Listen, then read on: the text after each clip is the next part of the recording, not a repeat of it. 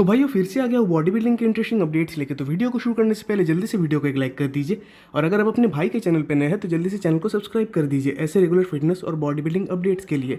तो भाई आज की सबसे पहली अपडेट आ रही है हमारे डेरेक लंसफोर्ड की तरफ से, एंड अगेन इनके तरफ से इनके बैक के 2 वीक्स आउट का फिजिक अपडेट आया हुआ है।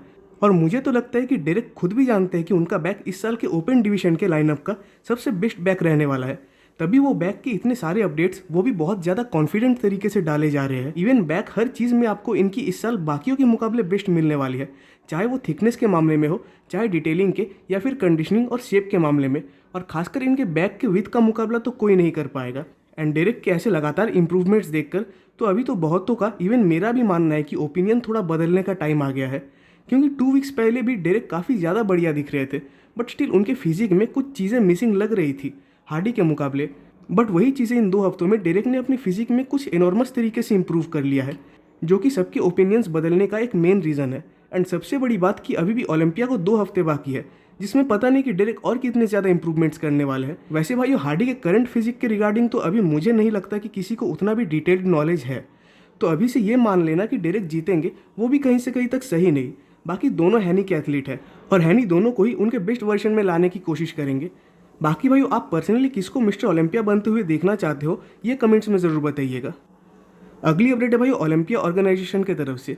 वैसे इस साल आप सबने देखा कि हमें 2 टॉप एलिट बॉडी बिल्डर्स को वीज़ा के लिए सफ़र होते हुए देखना पड़ा, जिसमें कि पहले है बेहरूस तवानी। खैर उनको तो लास्ट टाइम में वीज़ा मिल गया, बट स्टिल नेथन के ऊपर कुछ लीगल चार्जेस की वजह से उनको इस साल भी यूएसए का वीज़ा नहीं मिला। और सिर्फ ये दोनों ही नहीं, बल्कि और भी बहुत सारे बॉडी बिल्डर्स जो कि अलग अलग डिवीजन में कम्पीट करते हैं, उनको भी वीज़ा प्रॉब्लम्स की वजह से ओलंपिया में आने के लिए बहुत ज़्यादा सफ़र होना पड़ता है। और कहीं ना कहीं उसके रिस्पॉन्स में ओलंपिया की तरफ से एक पोस्ट आया है।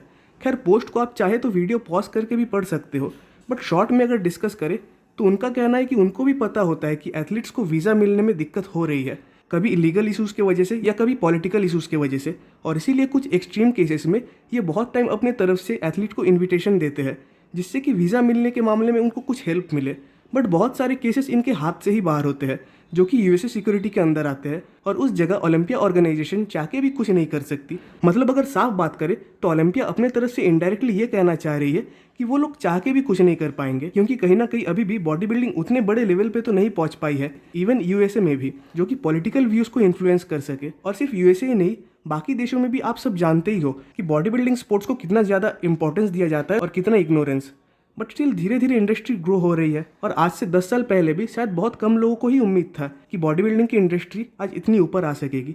बट वहीं बात करें ओलंपिया के ऊपर, तो ओलंपिया स्टिल अभी भी उतनी बड़ी फेडरेशन तो नहीं है जो कि यूएसए सिक्योरिटीज़ को समझा पाए अपने एथलीट्स के वीज़ा के लिए। बट होप कि एक दिन सारे देशों में बॉडी बिल्डिंग की इंडस्ट्री ग्रो होगी, एंड खासकर एथलीट्स को ये सारी परेशानियां तो फेस करनी नहीं पड़ेगी। अब भाई अगले अपडेट की ओर बढ़ने से पहले आप सबसे मेरा एक रिक्वेस्ट है कि अगर आप सबको मेरा ये रेगुलर कंटेंट अच्छा लगता है तो आपके भाई को सपोर्ट करने के लिए प्लीज़ इस चैनल को एक सब्सक्राइब कर दीजिएगा। अगली अपडेट है भाई हमारे प्रीवियस मिस्टर ओलंपिया ब्रेंडन करी की तरफ से। अब उनके तरफ से भी पोस्ट आया हुआ है। वैसे ये फिजिक अपडेट तो नहीं है, बट पोस्ट में उनके साथ जोएन डीजल और स्टीव वाइनबर्गर है, एंड उनका कहना है कि बस कुछ टाइम पहले ही वो यूएसए पहुंचे हैं दुबई से, एंड फिलहाल वो न्यूयॉर्क में है। और वही ईस्ट कोस्ट में का यानी बेस्ट पावर हाउस जिम में ब्रेंडन की मुलाकात हुई इन दोनों से, जहाँ की ब्रेंडन ने पर्सनली कुछ सजेशन भी लिए स्टीव से, और खासकर उन्हें जोएल डीजल और उनके टीम की हॉस्पिटलिटी बहुत ज़्यादा पसंद आई। तो अब धीरे धीरे सारे एथलीट्स यूएसए आने लग गए हैं जो ओलंपिया में कम्पीट करने वाले हैं, और 2 हफ्ते बाद सब एक साथ स्टेज पे भी दिखेंगे। अगली अपडेट है भाई शिकागो प्रो के विनर जस्टिन शायर की तरफ से। वैसे अपडेट इनके तरफ से तो नहीं, बल्कि किसी और ने पोस्ट किया है, जहाँ की इसमें इनकी 2 वीक्स आउट की कंडीशनिंग शो हो रही है। वैसे अगर इसी अपडेट के ऊपर बात करें तो फिजिक इनकी काफ़ी ज़्यादा मैसिव और फुलर आ रही है, साथ ही साथ फिजिक की कंडीशनिंग भी काफ़ी बढ़िया आ रही है। एंड शिकागो प्रो से अभी तक इन्होंने बहुत ज़्यादा इंप्रूवमेंट्स किया है। हाँ इनका बैक थोड़ा वीक पॉइंट तो है, बट स्टिल इन्होंने जैसे इंप्रूवमेंट्स किए हैं, मेरा मानना है कि ये साल टॉप 10 में प्लेस हो ही जाएंगे। अगली अपडेट है भाई ब्रांड चेन कांग की तरफ से, और फाइनली इन्होंने किम जोंग हो क्लासिक में कम्पीट किया, जिसको कि शायद जापान प्रो शो भी बोला जाता है।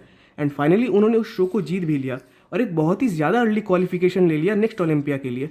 एंड वैसे भी मुझे उस शो के लाइनअप के ऊपर उतना ज़्यादा तो कोई नॉलेज नहीं था, बट स्टिल इतना तो पता था कि उस लाइनअप में ब्रांच को हराने वाला कोई एथलीट नहीं है। एंड अब इनके पास एक काफ़ी लंबा टाइम है अपने फिजिक को रिबाउंड पीरियड देने के बाद, अपने एक अच्छा ऑफ सीजन लगाने के बाद देन कंपटीशन के लिए प्रेप करने का। एंड पर्सनली मेरा मानना है कि नेक्स्ट ओलंपिया में ये एक बेटर फिजिक के साथ आएंगे। अगली अपडेट है भाई एंड्रे प्रेस्टी की तरफ से। अब इनका भी फिजिक अपडेट आया हुआ है। खैर अपडेट में इनकी फिजिक मासिव और साइज में तो बड़ी लग रही है, बट मजे की बात कि वही उनका वीक पॉइंट है, क्योंकि उनका फ्रेम कुछ ज़्यादा ही बड़ा है, जिसके लिए उनके फ्रेम में वो मासिवनेस, वो फुलरनेस की एक कमी देखने मिलती है। एंड मैं श्योर हूँ कि इनके इस अपडेट में जो साइज़ दिख रहा है वो कैमरा एंगल एंड लाइटिंग की वजह से ही दिख रहा है।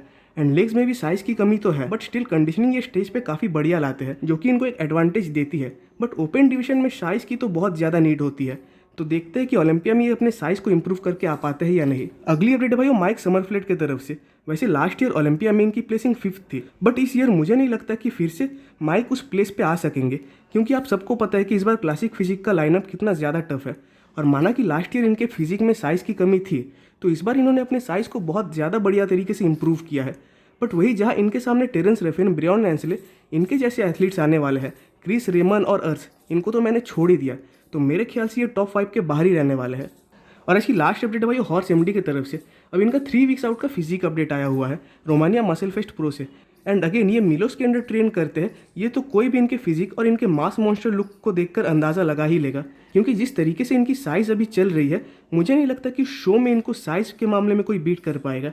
एंड अगेन कंडीशनिंग भी इनकी बुरी तो नहीं है, बाकी शो में क्या होता है वो देखने वाली बात है। तो भाई आज की वीडियो यहीं पे खत्म होती है। कमेंट्स में जरूर बताइएगा कि आपको वीडियो कैसा लगा। वीडियो अच्छी लगी तो वीडियो को एक लाइक कर दीजिए और नेक्स्ट वीडियोस के अपडेट सबसे पहले पाने के लिए चैनल को सब्सक्राइब कर दे और बेल आइकन को प्रेस कर दे।